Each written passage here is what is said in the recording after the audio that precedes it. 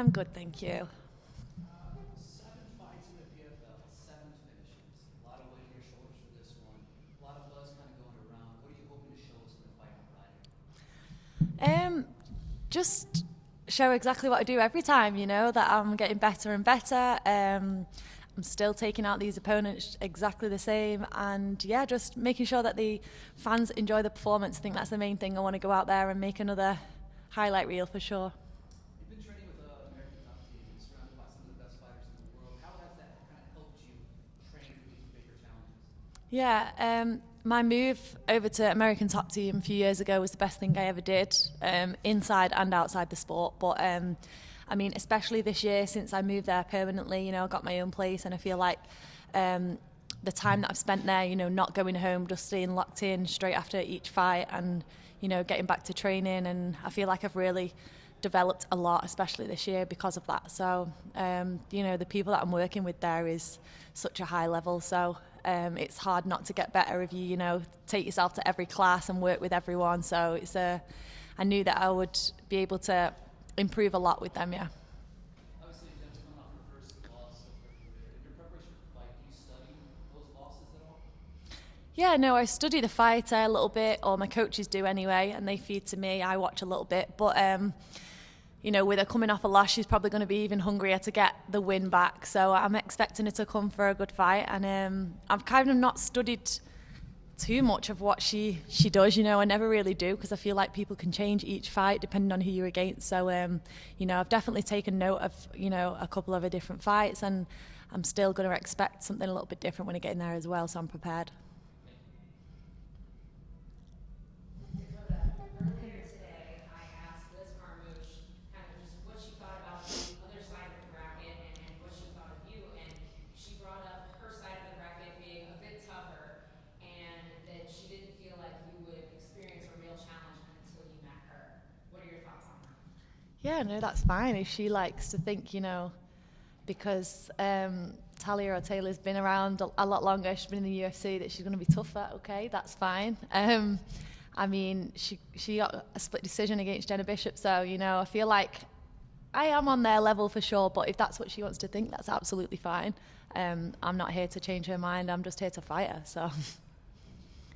With that being said, do you feel like a finish over Jenna would solidify how much better you are than these girls after a split decision fight against Santos? Yeah, I think I have to make a statement in this fight for sure. Getting a stoppage would definitely prove a point, but I'm just going to go in and be myself. I know what I'm capable of. I know how it goes when I get in there, so I'm just going to go in and put on a performance like I always do. Last question for you. Have you been watching the Olympics? And if you weren't fighting, what Olympic sport would you be participating in? Yeah, I have. I watch the gymnastics a lot, which is probably very different to what people would think. They probably expect me to watch the boxing or something, but I watch gymnastics. I'm a big fan of Simone, so on the USA team. But I think I would probably do that. That was one sport that I did really well in when I was like in that 4 years old to 13 years old, where I didn't do any martial arts at all. That gymnastics is one of the things I was quite good at and I really enjoyed. So I probably would have done something like that, yeah. No problem. Do you reckon that Jenna actually did lose today, or what do you think? Yeah, I haven't really sat and studied that fight, but when you leave it to a split decision, it can go either way. So I wouldn't argue it either way, to be honest. But a lot of people didn't expect her to even go the 3 rounds. So I know people are saying about me not standing a chance against Liz and Talia Santos and stuff. I feel like I'm on Jenna Bishop's level, and she went all 3 rounds and nearly got a win over her. So I definitely think I'm capable of doing that for sure. And what's your prediction for the other side of the bracket? Sorry, what did you say? What's your prediction on the other side of the bracket? I haven't really got one. It's a really exciting fight. I'm excited to see them both face each other. Everyone keeps asking me, but I can't actually call which way I think it's going to go. We'll see. I want to fight them both at some point anyway, so for me, I don't really care. Who would you rather fight if it was up to you? I honestly don't care. I want to fight them both, so it doesn't matter. All right, kicking it over to Zoom. Marty. Thanks, Dakota. I'm good, thank you. Good. You keep on batting away. Just a few from me. The first one, you talk about obviously moving to Florida being the best thing for you and the weather being the reason for that. We know you miss Manchester. We've had great weather here recently as well. But really, apart from your family, what's the biggest thing you miss about being in Man U? No, nothing. Honestly, I have such a good life in Florida that I don't actually miss too much of home. I mean, England is England, it is home, it will always be home, but I don't honestly miss that much about it apart from my family, yeah. That is literally it. Fair play.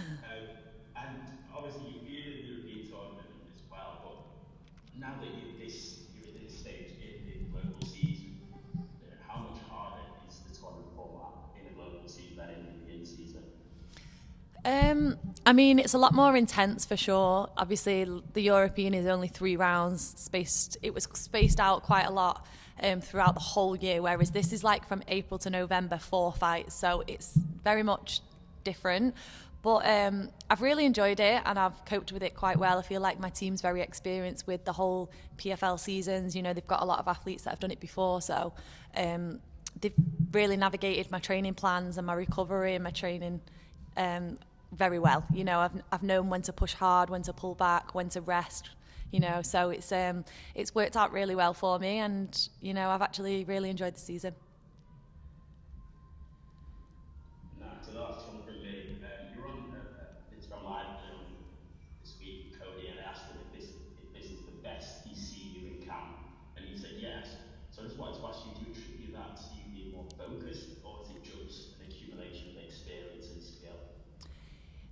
Yeah, a little bit of everything, like definitely focus, because I've honestly been so locked in this whole year since I arrived in Florida in February, the end of January, February, in my own place. I've just felt like I've been completely locked in. I've not been home, which I said at the start of the season, like I'm not going home until I've won it. So that was that probably locked me in a lot more. But also I think just, I said, when I fight regularly and I'm training all the time, I just get better and better. And I feel like that's what's happened now. I'm getting more confident.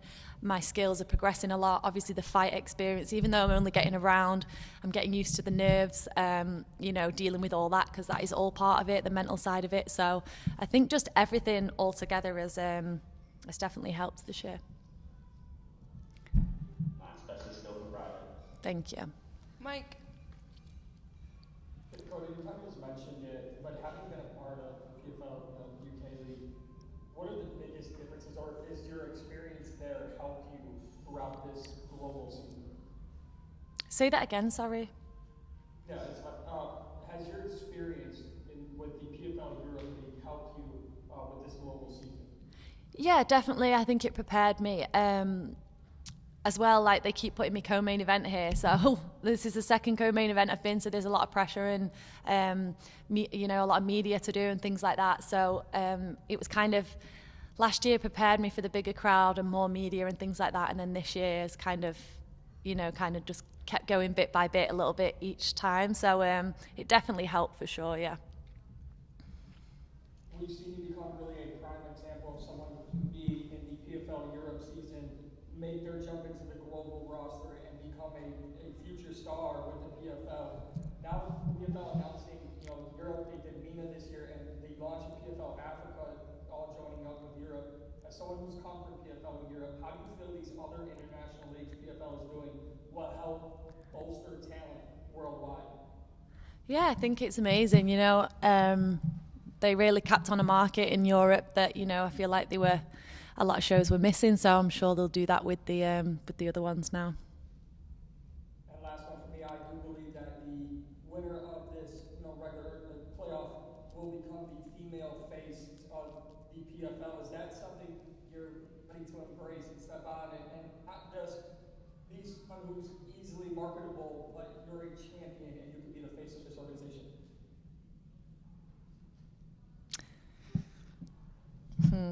Yeah, for sure. You know, that's what I want. I want to definitely, you know, I'm not really bothered about being the face of anything, to be honest. I'm going to keep turning up. any opportunities I get to fight, you know, I'm going to show up on the night, which is what I always do, and continue to be a professional face on the camera, and really build myself, and that's it. Thank you very much. Jay. Thanks very much. And Dakota, first of all, you talked about making a statement earlier, and I'm curious, finish or not, do you kind of see this as an opportunity to silence critics who say, well, hey, let's see what happens when she gets taken to the ground? Yeah, finish or not, I need a finish. I think I want to make a statement every fight. So I don't feel like I ever go into, you know, I always go in prepared for a 3-round fight, but I always know in the back of my mind that, you know, you have to make a statement in this sport to get anywhere. So definitely I think, you know, that will be what I'm trying to do every time. And I think it still won't shut everyone up. For sure, I'm not expecting that. And I'm not doing it for that. I'm doing it for myself, you know. Whether people support me or hate me, I'm still going to get the million when I win, and I'm still going to go home with the belt. So, you know, that doesn't really matter to me. What does matter to me myself is the fact that I put on a performance and I make a statement for myself. And then this might be putting the cart before the horse, but you mentioned $1 million there, and obviously that comes with the finale and the 5-round fight. Would the 5 rounds change anything for you? Do you already train to prep for 5 rounds?